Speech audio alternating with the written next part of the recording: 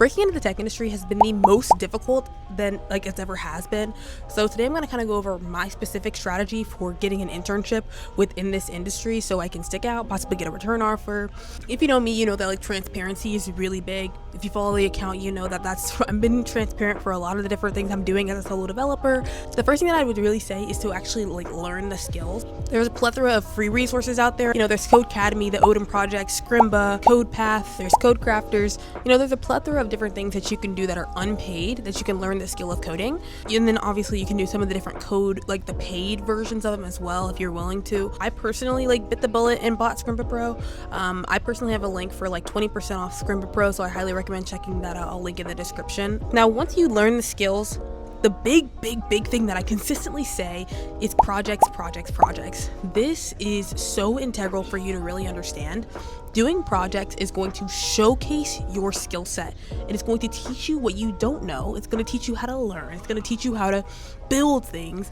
Genuinely, building projects is what's really going to set you apart from the rest. And yes, doing projects in class, that's great.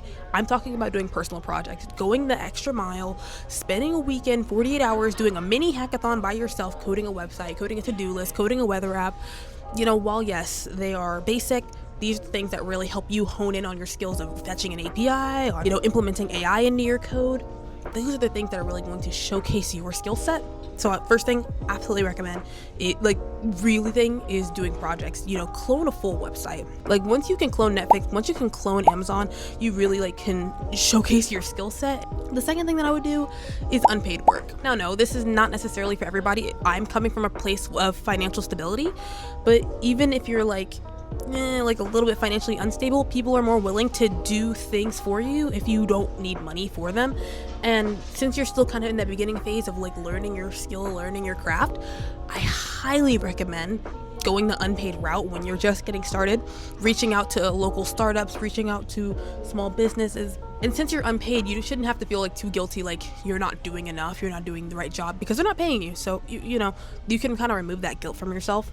A great resource for that is almost every single municipality within the United States has a chamber of commerce. Now, I know I have a couple international viewers, so disregard. I don't really know how it is for everybody's country, but I definitely know for the US, almost every city has a chamber of commerce, and this is pretty much a massive repository of all the different registered businesses within your area.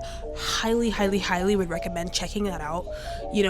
Mass emailing companies that you feel confident bringing value into them. So yeah, projects, unpaid work. And the next thing that I'd have is getting certifications. To get a certification in some way, shape, or form, you have to prove knowledge in that way. There's a lot of free resources out there to get certifications. FreeCodeCamp is a great one. There's LinkedIn Learning, there's Udemy, there's Coursera, there's Skillshare. I'd highly recommend checking those ones out, because while yes, they do cost money in some instances, if you are willing to pay, that can really expose you to a lot more content, but it can also showcase your skill set that you've learned. It's more lecture based, so if you're willing to handle that kind of sitting in a school, I would give that a shot. I think it's actually pretty cool. My current university offers us LinkedIn Learning for free, so obviously I'm taking full advantage of that opportunity.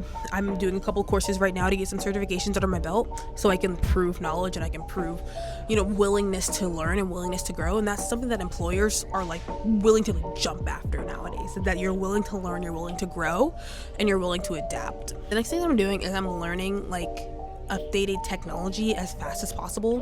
I have a LinkedIn, and I'll delve a little bit into that later, but I have a LinkedIn, and with that I am subscribed to some certain news channels that will update me on the newest technology and the biggest shifts in technology. There's a plethora of different YouTube channels out there that update you on the newest technologies. Stay up to date with technology, stay up to date with what's happening in the industry in general. Teach yourself how to use AI in your code and in your certain personal technical skills without becoming fully reliant on it. Don't be a vibe coder completely, but learn what it's doing and how it's doing it, because there's going to be a massive shift in the tech industry, and I don't want you to be caught on the wrong side of that. And the last thing I would really recommend is networking. Go to internship fairs, go to career fairs, but when you go, don't just go to speak to the companies, to hand them your resume. Hi, will you take my resume please and give me a job? That's not how you're going to get the job. You are one of at least 300 people likely that are going to speak to this person in the day, depending on how big the career fair is. They're not going to remember you. So what you should do to really stand out, and this is something my mentor told me, was to get a LinkedIn.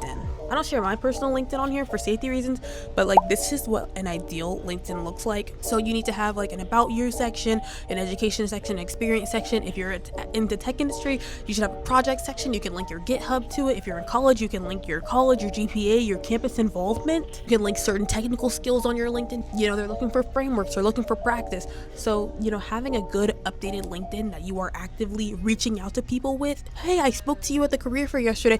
I would love it if we could meet up for a cup of coffee really quickly to discuss the next steps in my career, your opinion on my career, what I should do when I apply to your company. That is genuinely what's really going to help you stand out in the recruiter's mindset, but it's also going to help you connect with possible mentors, coaches, and advocates in your life. There's an absolute difference between a mentor and an advocate. A mentor is someone that's going to point you at the door. You need to do this, this, and this to improve yourself to get hired. An advocate is going to bring your name up in the room that you want to be in. They're going to be like, so-and-so is so good, we need to hire them because blank. You need mentors, but you most definitely need advocates. You need to go to the career fairs, make your face present, make your personality known.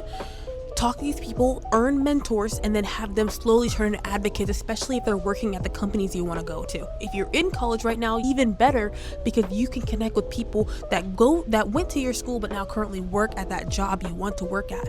Hi, my name is blah blah blah. I'm majoring in this. I also went to enter university or college name. I'd love to get grab a cup of coffee with you to discuss how you transition from college into your role at blank. And no, it is not embarrassing. It is strategic, and that is what's going to set some of us up for employment and some of us up for not employment. The statement, it's not what you know, it's who you know, is genuinely so true.